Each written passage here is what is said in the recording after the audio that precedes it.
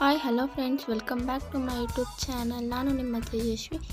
ಎಲ್ಲರೂ ಅಂದ್ಕೊತಾ ಇರ್ತೀರಾ, ಏನು ಯೂಟ್ಯೂಬ್ ಚಾನಲಲ್ಲಿ ಯಾವಾಗೂ ಬರೀ ಪ್ರಾಣಿಗಳು ಶಾರ್ಟ್ಸು ಮತ್ತು ದೇವ್ರ ವಿಡಿಯೋಗಳು ಬರೀ ಶಾರ್ಟ್ಸ್ ಹಾಕ್ತಾಯಿರ್ತಾರೆ, ಏನು ವಿಡಿಯೋಸ್ ಅಪ್ಲೋಡ್ ಮಾಡಲ್ಲ ಅಂತ.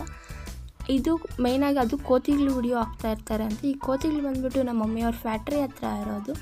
ಇದು ನನ್ನ ಸೆಕೆಂಡ್ನೇ ವಿಡಿಯೋ ಆಗಿರುತ್ತೆ. ಫಸ್ಟ್ನೇ ವಿಡಿಯೋ ಬಂದುಬಿಟ್ಟು ನಮ್ಮ ಸತ್ಯನಾರಾಯಣ ಸ್ವಾಮಿ ಪೂಜೆ ವಿಡಿಯೋ ಮಾಡಿ ಹಾಕಿದ್ದೆ ಆಲ್ರೆಡಿ.